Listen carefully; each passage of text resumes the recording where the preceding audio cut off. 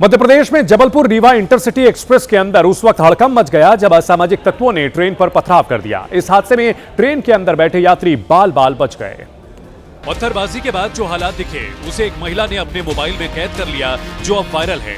ये देखिए, अभी हम लोग हैं रीवा इंटरसिटी में और भदनपुर के आगे मैहर पहुंचने ही वाली है और किसी ने कांच में इतना जोरदार पत्थर मारा है कि देखिए इसके कांच की चुरकुन चुरकुन हो गए, एकदम से छोटे छोटे टुकड़े टुकड़े हो गए। ये देखिए नीचे हम लोग बैठे थे, अच्छा हुआ कि आंख में नहीं लगा। ये पत्थरबाजी ट्रेन के एसी कोच पर हुई और यात्री बाल बाल बच गए। ये देखिए यहाँ कांच के इतने सारे टुकड़े हैं, नीचे भी पड़े और तो हम लोगों ने उठाकर फेंक दिए। ये देखिए वहाँ पूरी सीट में और तो उठाकर बाहर फेंक दिए। इतने मोटे कांच को किसी ने तोड़ दिया मार के पत्थर, पता नहीं क्या मिल गया मार कर। महिला यात्री ने रेलवे से अपील की है कि पत्थर मारने वालों की तलाश की जाए और उन्हें कड़ी से कड़ी सजा दी जाए।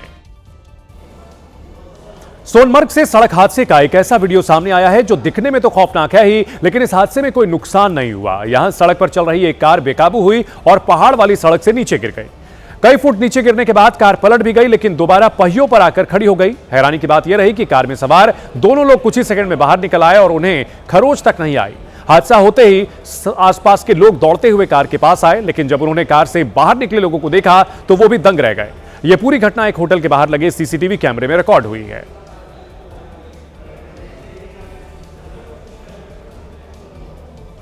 गाजियाबाद में कुछ दिन पहले एक ऑटो में अज्ञात शख्स की लाश मिली थी। अब इस मामले में जो खुलासा हुआ है उसे सुनकर हर कोई दंग है, क्योंकि यह पूरा मामला एक तांत्रिक से जाकर जुड़ गया है। ऑटो पूरी तरह से जल गया था और इस ऑटो में जिस शख्स को रखकर जलाया गया था वो ऑटो का मालिक नवीन उर्फ नंदू था। अब पुलिस ने खुलासा किया है कि नंदू 3 लड़कों को एक तांत्रिक के पास लेकर गया था और जब उन तीनों में से किसी एक की बलि चढ़ाने की बात आई तो तीनों ने मिलकर नंदू को ही मार डाला। नवीन उर्फ नंदू जो मृतक है, एक तांत्रिक के पास इन तीनों को ले गया था अपने ये कहकर कि ये वो तांत्रिक हमें मालामाल कर देगा। उसके बाद उस मौके पर पहुंचकर इन तीनों ने सुना कि नवीन की उस तांत्रिक जो दिल्ली में है रहना बताया गया है, वहाँ उससे बात हुई थी और उसने कहा कि इसके लिए किसी एक अपने नज़दीकी साथी की बलि देनी पड़ती है। तो इसमें नंदू जो नवीन है उसने पूछा कि क्या अपने दोस्त की बलि दी जा सकती है, तो इस पर उनका कहना था कि हाँ किसी की भी बलि दी जा सकती है। बलि की बात सुनते ही तीनों दोस्त डर गए। इसके बाद सभी ने शराब पी और उसी दौरान नंदू की हत्या कर दी।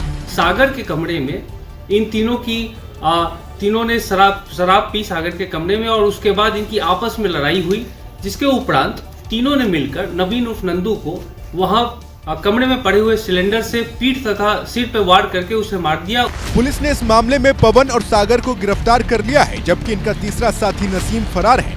नवीन उर्फ नंदू को उसकी ही ऑटो के साथ आग लगा दी और उसके बाद तीनों एक ऑटो जो कि नसीम की ऑटो है उसमें बैठकर मौके से फरार हो गए। इस हत्याकांड में मृतक के अलावा सभी आरोपी ऑटो चलाते हैं। सभी की आपस में जान पहचान भी थी, लेकिन तांत्रिक वाली कहानी ने दोस्ती को दुश्मनी में बदल दिया। यूपी के बुलंदशहर से एक कातिल पत्नी की कहानी सामने आई है। यहां पत्नी ने अपने प्रेमी के साथ मिलकर पति की हत्या कर दी। हालांकि अब दोनों गिरफ्तार हो चुके हैं। पुलिस की गिरफ्त में जो 2 आरोपी नजर आ रहे हैं उसमें से एक दिव्या है और दूसरा उसका प्रेमी पिंटू। दिव्या और नीरज की शादी लगभग 17 साल पहले हुई थी। दोनों के 2 बच्चे भी हैं, लेकिन इस परिवार में दरार तब पैदा होने लगी जब सोशल मीडिया पर दिव्या की दोस्ती पिंटू से हो गई। दिव्या सोशल मीडिया पर लंबा वक्त बिताती थी और वहीं पर उसे पिंटू मिल गया। दिव्या और पिंटू की दोस्ती आज से लगभग 12 साल पहले सोशल मीडिया के माध्यम से हुई थी और दोस्ती देखते ही देखते प्यार में बदल गई।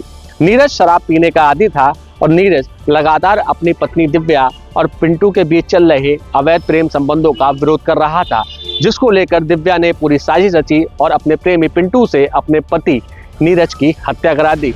जांच में पता चला कि नीरज को शराब पिलाकर पिंटू दिल्ली से बुलंदशहर ले गया और वहीं पर उसकी हत्या कर दी। यूपी के मुजफ्फरनगर में कुछ दिन पहले एक महिला का शव बरामद हुआ था। अब जांच में पता चला है कि महिला की हत्या उसी के प्रेमी ने की थी और जिस तरह से उसने शव को ठिकाने लगाया था उसे देखकर पुलिस वाले भी हैरान रह गए। आधी रात को जब ये शख्स मोहल्ले की गलियों से ठेला लेकर निकला तो लोगों को लगा कि कोई सब्जी वाला सामान बेचकर घर लौट रहा है, लेकिन जैसे ही ये सीसीटीवी फुटेज पुलिस के हाथ लगा, ममता शर्मा की मौत का राज सामने आ गया। ममता की हत्या संदीप नाम के इसी शख्स ने की थी जो उसका प्रेमी भी था। संदीप को शक था कि ममता उसके अलावा किसी और से भी फोन पर बात करती है और इसी के चलते संदीप ने उसके चाय में नींद की दवा मिला दी और गला घोटकर ममता की हत्या कर दी।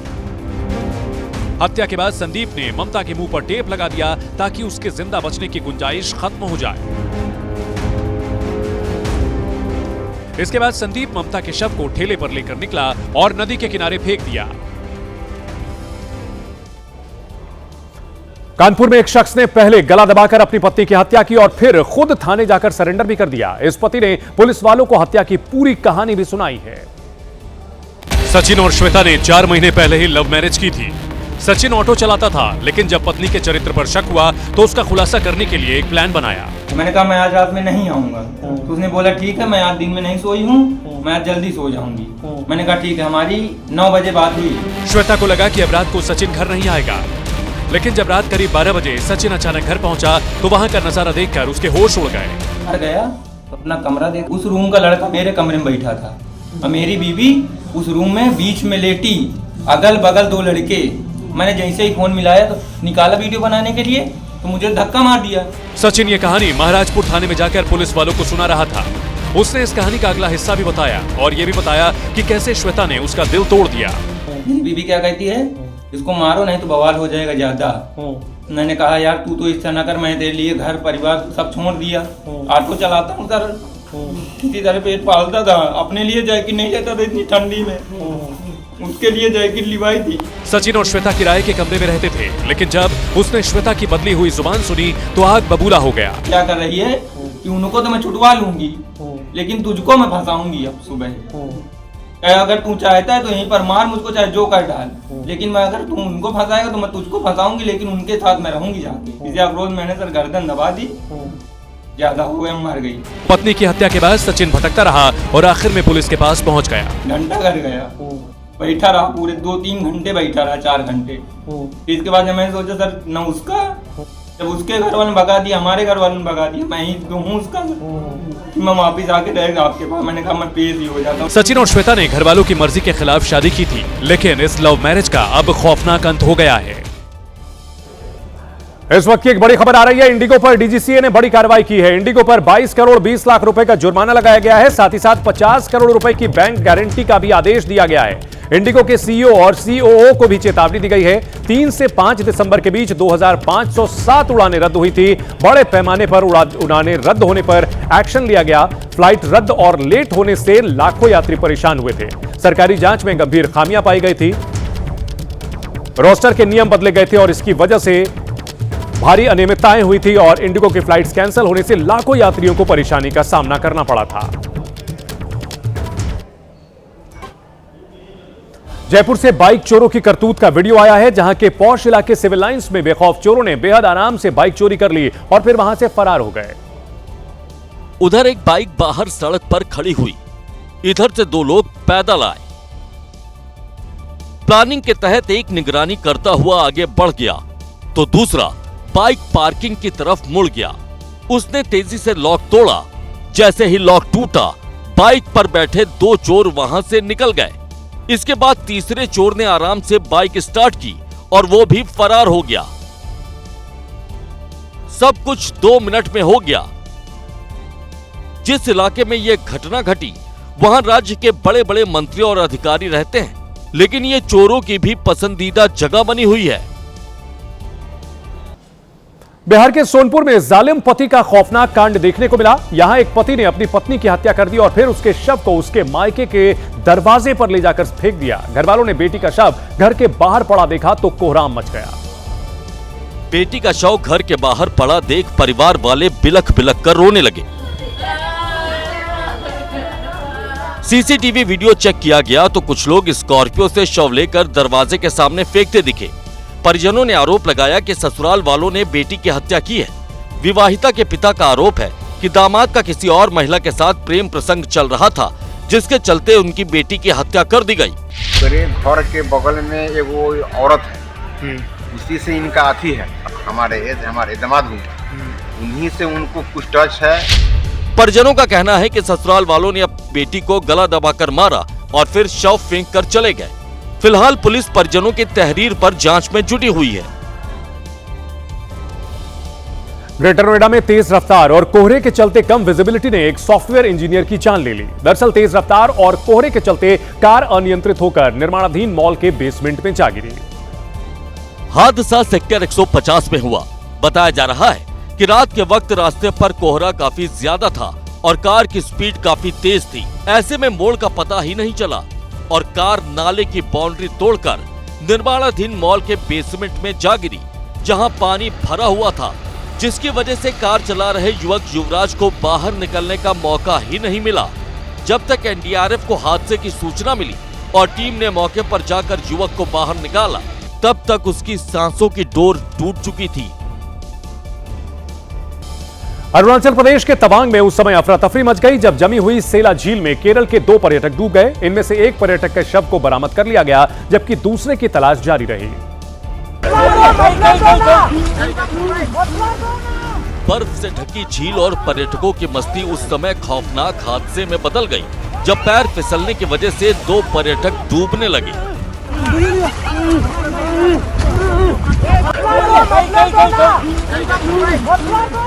हादसे के बाद वहां चीख पुकार मच गई। दोनों पर्यटक खुद को बचाने के लिए चिल्लाते दिखे। उनके साथियों ने उन्हें बचाने की काफी कोशिश की। बाद में रेस्क्यू टीम ने भी तलाशी अभियान चलाया और एक पर्यटक के शव को बरामद कर लिया। जानकारी के मुताबिक सेला लेक पर लगे बोर्ड पर जमी हुई झीलों पर नहीं चलने की चेतावनी दी गई थी। साथ ही जिला प्रशासन ने भी एडवाइजरी जारी की थी। इसके बावजूद केरल के पर्यटक जमी हुई झील पर उतर आए, जिससे ये हादसा हो गया। उत्तराखंड के उत्तरकाशी से एक खौफनाक वीडियो सामने आया। यहां गुलदार ने एक कुत्ते पर हमला किया, उसे अपना शिकार बनाया और फिर कुत्ते को अपने मुंह में दबाकर ले गया।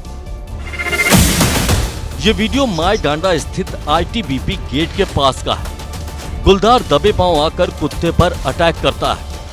कुत्ता गुलदार से खुद को छुड़ाने के लिए भागने की कोशिश करता है, लेकिन कुछ ही सेकंड में गुलदार कुत्ते को मार डालता है।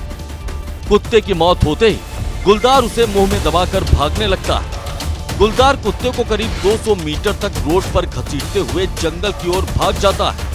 ये वीडियो सामने आने के बाद लोगों में डर का माहौल है। ग्रामीण पिंजरा लगाकर गुलदार को पकड़ने की मांग कर रहे हैं।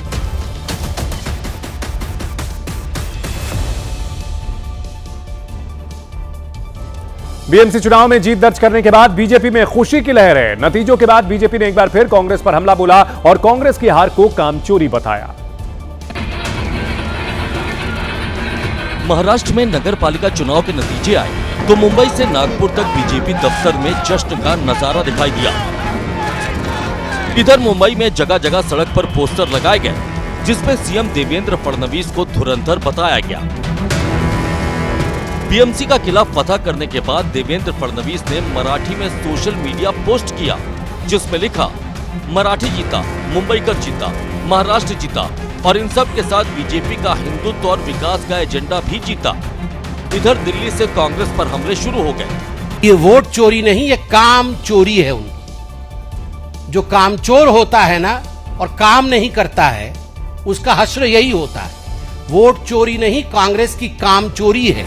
बीएमसी चुनाव में कांग्रेस ने 24 सीटों पर जीत दर्ज की है। बीजेपी और शिंदे गुट की शिवसेना ने मिलकर बीएमसी का किला तो फतेह कर लिया, लेकिन अंदर खाने इस बात पर पेच फंसा हुआ है कि मेयर किसकी पार्टी का होगा। सूत्र बता रहे हैं कि शिंदे मुंबई में अपना मेयर चाहते हैं। सूत्र बता रहे हैं कि बीएमसी के नतीजे आने के बाद एकनाथ शिंदे ने अपने सभी पार्षदों को होटल में रखने की तैयारी शुरू कर दी, ताकि उनके प्लान में कोई दिक्कत न आए। 227 सीटों वाली बीएमसी में बहुमत के लिए 114 का आंकड़ा जरूरी है।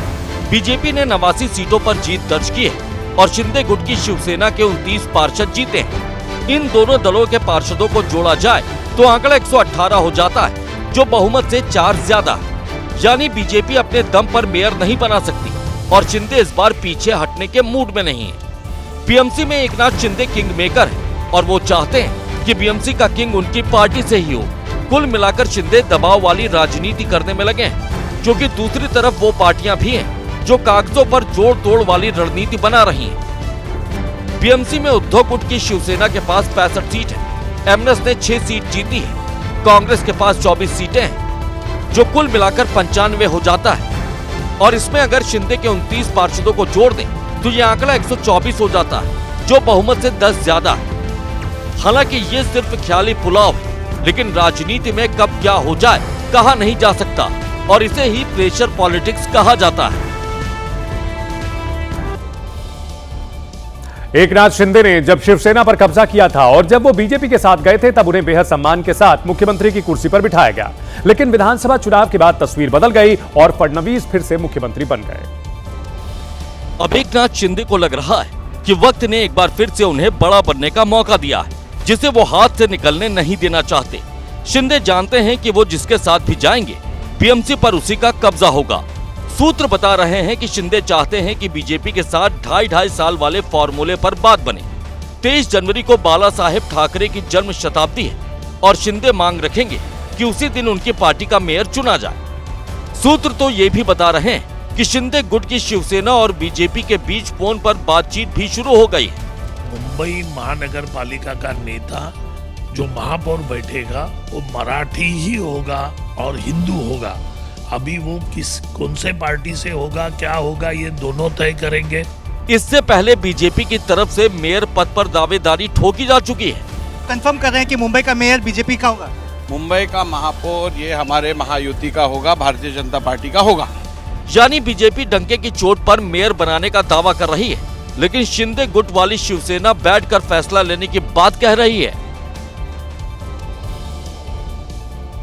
शिंदे गुट की शिवसेना के अंदर 2.5 साल वाले फॉर्मूले की चर्चा शुरू हुई तो उद्धव गुट की शिवसेना ने इतिहास के पन्ने खोल दिए। शिंदे पर निशाना भी साधा जा रहा है और बीजेपी से बचकर रहने की नसीहत भी दी जा रही है।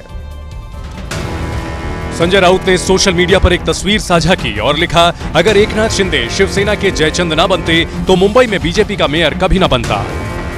राउत ने कहा, मराठी जनता शिंदे को जयचंद के तौर पर याद रखेगी। हमारे पार्टी में कुछ जयचंद थे, अगर वो जयचंद नहीं पैदा होते तो भारतीय जनता पार्टी के 100 पुरखों की भी यहाँ तादाद आती तो भी यहाँ मुंबई में बीजेपी का मेयर नहीं बन सकता था। संजय राउत दावा कर रहे हैं कि अगर विपक्ष चाहे तो कभी भी बीएमसी में तख्ता पलट कर सकता है। अपोजिशन के पास एक ऐसा आंकड़ा है, हम कभी भी तख्ता पलट कर सकते हैं। इस बीच एक तस्वीर बारामती से भी आई, जहां चुनाव के नतीजों के बाद डिप्टी सीएम अजित पवार शरद पवार से मिलने उनके घर पहुंच गए। नतीजों ने बताया कि बीएमसी का चुनाव कांटे का रहा, लेकिन आखिर में बाजी महायुति ने मारी। हालांकि अब मेयर की कुर्सी को लेकर एक बार फिर हलचल तेज हो गई है और उद्धव ठाकरे के एक बयान ने माहौल गर्मा दिया है। बीएमसी चुनाव में भले ही बीजेपी और शिंदे गुट की शिवसेना ने बाजी मारी, लेकिन उद्धव ठाकरे के चेहरे की मुस्कान बता रही है कि वो अभी भी खुद को मुंबई का धुरंधर समझते हैं। चुनावी नतीजों के बाद मातोश्री पर पार्टी कार्यकर्ताओं और जीते हुए उम्मीदवारों का जमावड़ा लगा, जिसे उद्धव ठाकरे ने संबोधित किया। उद्धव ठाकरे ने न सिर्फ नतीजों को गर्व करने लायक बताया, बल्कि ये भी कह दिया कि बीएमसी में मेयर बनने का उनका सपना अभी टूटा नहीं है। आपला महापौर व्हायला पाहिजे हे तर स्वप्न आहेच।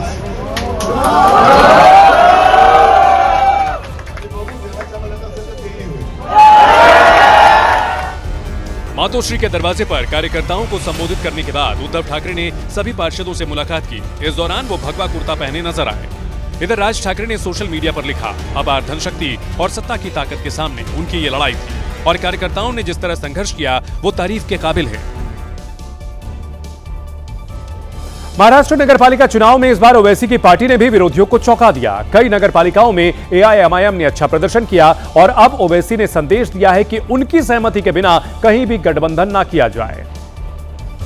अलग अलग नगरपालिकाओं में ओवैसी की पार्टी मुस्लिम बहुल इलाके में बड़ी राजनीतिक ताकत के रूप में नजर आई है। सबसे ज्यादा छत्रपति संभाजीनगर में एआईएमआईएम ने 33 सीट जीती है, जबकि मालेगांव में भी ओवैसी की पार्टी के 21 प्रत्याशी चुनाव जीते हैं।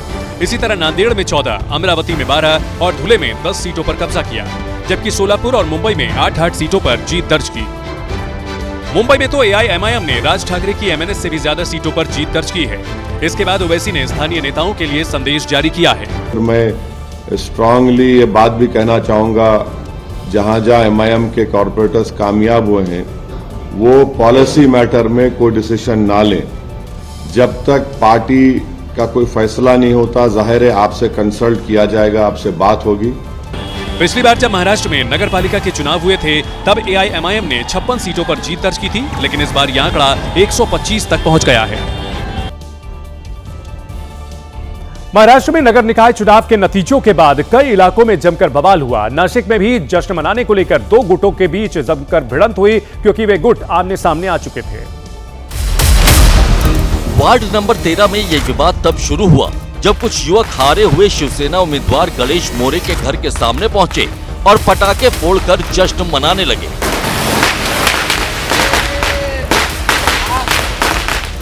इन युवकों ने न सिर्फ पटाखे फोड़े बल्कि गुलाल उड़ाकर भी जश्न मनाया। शिवसेना उम्मीदवार गणेश मोरे के समर्थकों ने जब उन्हें रोकने की कोशिश की तो वो नहीं माने, जिसके बाद उनके बीच बहस शुरू हो गई और कुछ ही देर में धक्का मुक्की होने लगी। काफी कोशिश के बाद मामला शांत हुआ। बाद में शिवसेना कैंडिडेट गणेश मोरे ने पुलिस में शिकायत दर्ज करा दी। महाराष्ट्र के नवी मुंबई में शिवसेना उद्धव गुट के दफ्तर में तोड़फोड़ का मामला सामने आया। आरोप है कि चुनाव नतीजों के बाद बीजेपी कार्यकर्ताओं ने उद्धव गुट के दफ्तर में बवाल मचाया। पहले बहस हुई और फिर दोनों गुट आमने सामने आ गए। कहासुनी देखते ही देखते तोड़फोड़ में बदल गई। मामला नवी मुंबई के नेरुल इलाके का है। बताया जा रहा है कि बीजेपी कार्यकर्ता जीत का जश्न मना रहे थे, जिसका शिवसेना कार्यकर्ताओं ने विरोध किया। मामला बढ़ा तो गुस्साए बीजेपी कार्यकर्ता शिवसेना यूबीटी के कार्यालय पहुंच गए और जमकर तोड़फोड़ की। इस बवाल के बाद इलाके में तनाव का माहौल है।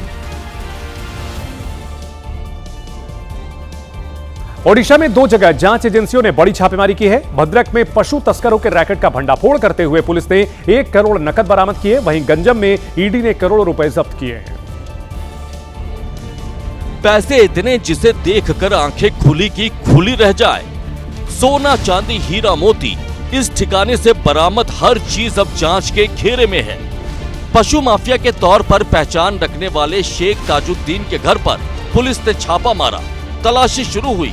कार से लेकर घर का कोना कोना छाना गया। इसके बाद जो मिला वो चौंकाने वाला था। 500 रुपए के कई नोटों के बंडल एक बैग में मिले और फिर ऐसे कई बंडल मिलते गए। पैसे इतने थे कि उसे गिनने के लिए मशीनें बुलानी पड़ी। गिनती शुरू हुई, जो कि 1 करोड़ से ज्यादा पर जाकर खत्म हुई। गहनों की कीमत भी कई लाखों में बताई जा रही है। उधर गंजाम में मनी लॉन्ड्रिंग केस में ईडी ने छापा मारकर एक ऐसी अलमारी पकड़ी जो पूरी तरह से नोटों से भरी हुई थी। पैसे इतने ज्यादा जिसमें तिनका रखने की भी जगह नहीं बची थी।